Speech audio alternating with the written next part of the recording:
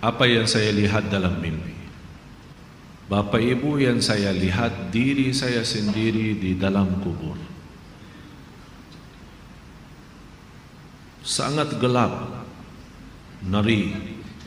Tapi tiba-tiba sambil saya di situ merasa ketakutan dan kesepian, muncul sebuah cahaya di dalam kubur sendiri itu. Dan saya berteriak, "Siapa kamu?" yang membawa cahaya itu. Dia langsung sendiri cahaya berkata,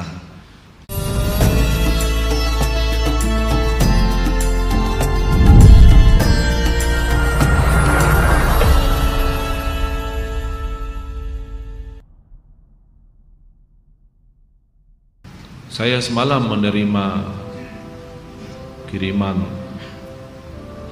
SMS. Seorang ibu meninggal dunia.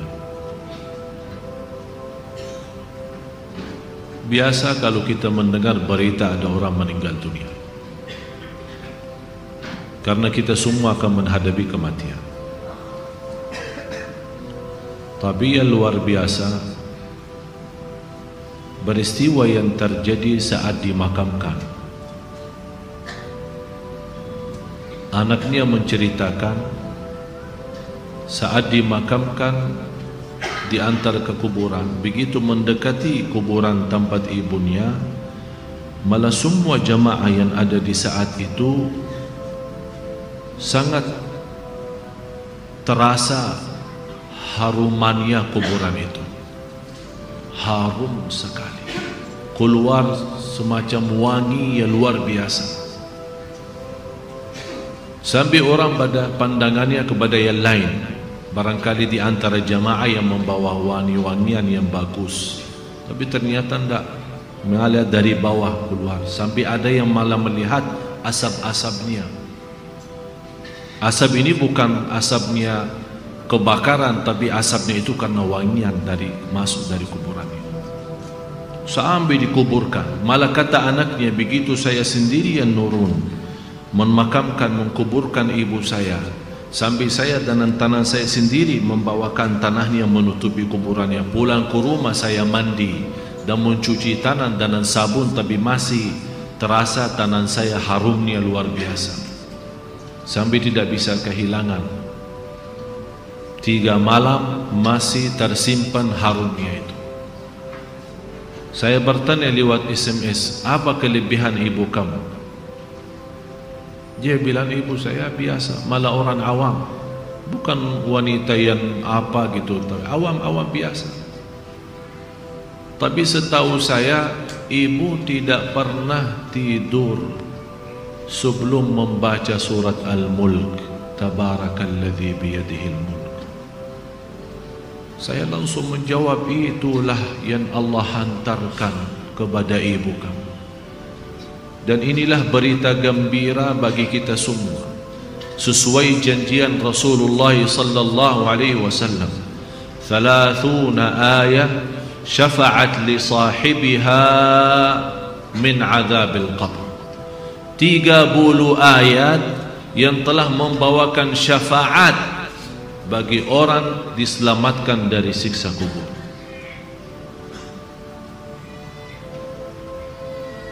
Dari situ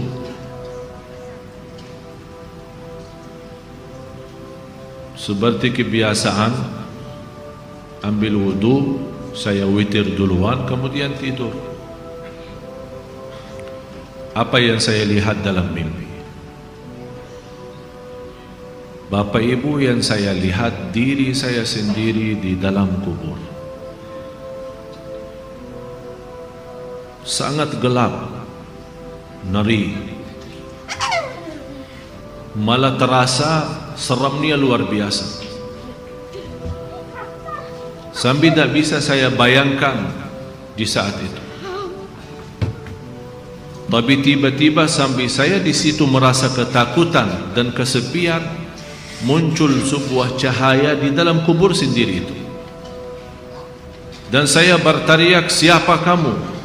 yang membawa cahaya itu. Dia langsung sendiri cahaya berkata, "Saya surat Al-Mulk, Tabarakalladzi biyadihi." Saya sendiri di malam itu tidak sempat membaca. Saya bangun kaget. Saya ambil wuduk lagi dan membaca surat Al-Mulk, baru saya tidur lagi. Saya memberikan nasihat kepada semua jemaah yang hadir. Tolong sampaikan pesan ini. Jangan tidur belum baca surat Tabarak, karena kita tidak tahu kapan saatnya menghadapi kematian. Bisa jadi itu tidur kita adalah tidur yang terakhir dari dunia ini.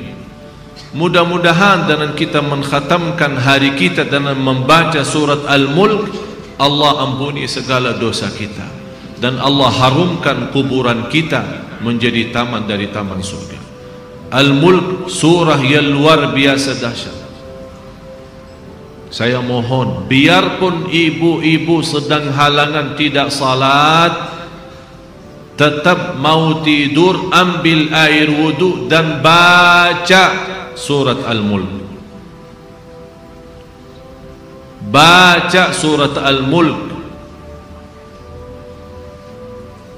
Siapapun kiainya, siapapun ustaznya, siapapun dokter yang melarang kita sebagai wanita membaca karena lagi halangan, saya sekarang berkata, ibu-ibu sedang halangan, baca surat Al-Mulk.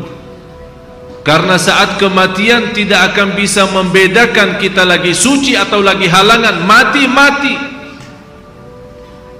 Dan Allah Maha tahu niat kita. Dan lebih baik saat kita membaca sedang halangan, jangan megang Al-Quran langsung, menyentuh Al-Quran langsung, sebagaimana saya jelaskan, bagi sarung tangan atau bagi HP kita. HP kita yang isinya Al-Quran, buka surat Al-Mulk di HP kita dan kita baca. Karena di situ Anda bukan megang Quran tapi megang HP. Begitulah kita rasakan. Kalau ya Allah, seandainya Engkau mencabut nyawa saya di malam ini, saya sedang halangan, tapi ya Allah, saya membaca surat Al-Mulk. Niatkan diselamatkan ya Allah dari siksa kubur. Dan harus kita yakini, kita di umur kita di dunia kubur jauh lebih panjang daripada umur kita di dunia. Bisa malah ratusan tahun. Ada yang sudah di alam kubur 1000 tahun. Ada yang lebih, kira-kira bisa terbayang 1000 tahun. Apalagi umat yang terdahulu. Oleh karena itu jamaah sekalian, waspadalah, berhati-hatilah. Marilah kita sama-sama menjaga kebaikan itu. Karena sungguh inna rahmatallahi qaribun minal muhsinin. Sungguh rahmat Allah sangat dekat bagi orang yang berbuat baik.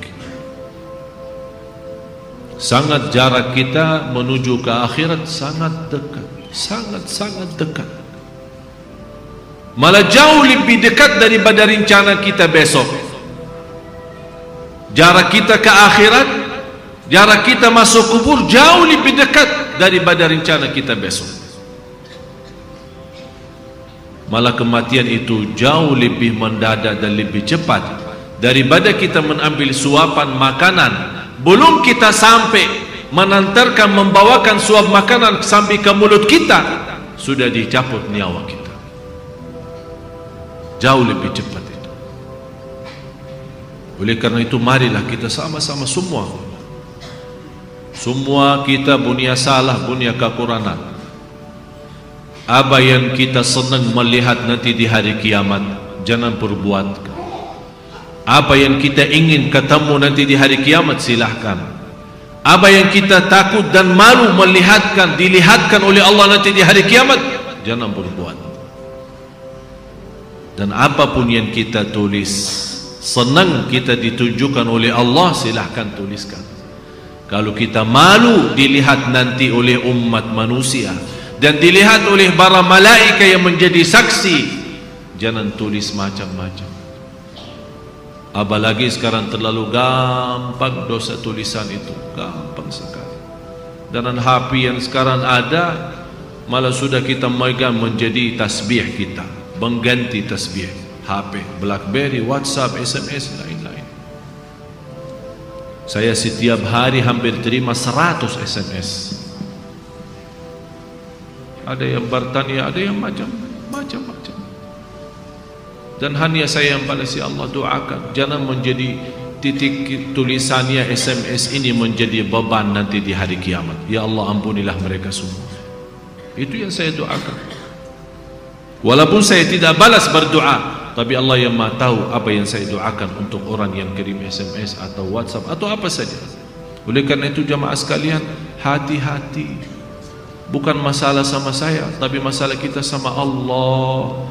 Selalu saya menyampaikan dan mengingatkan kembali, jangan lagi berkata saya tidak enak sama ustaz, saya tidak enak sama keluarga, saya tidak enak sama jamaah. Rubahkan kata itu, berkatalah saya tidak enak sama Allah, saya tidak enak sama Rasulullah sallallahu alaihi wasallam. Kalau memang kita ingin diselamatkan oleh Allah di akhirat, bagi saya dunia ini biar kita susah sepanjang hidup kita sampai mati susah, masih jauh lebih ringan susah dunia daripada nanti susah di akhirat. Harus menjadi tujuan kita akhirat, bukan dunia. Akan Allah datangkan dunia dan akhirat. Ya ayyuhalladzina amanu taqullaha wal tanzur nafsun ma qaddamat lighad wattaqullaha innallaha khabirun bima ta'malun. Orang beriman, bertakwalah kepada Allah dan lihat masing-masing apa yang kita bawa nanti untuk hari esok, hari kiamat. Bertakwalah kepada Allah dan jangan-jangan wala takunu kalladzina nasullah, jangan-jangan menjadi orang yang melupakan Allah, akan Allah lupakan kita. Kalau Allah lupa sama kita, na'udzubillah, berantakan, hancur, dunia akhirat hancur kalau Allah lupa sama kita. Maksudnya lupa Allah sama kita, artinya Allah tidak mau urus kita lagi, tidak mau bantu kita lagi, tidak menolong kita lagi, tidak mau perhatian kita lagi. Na'udzubillah.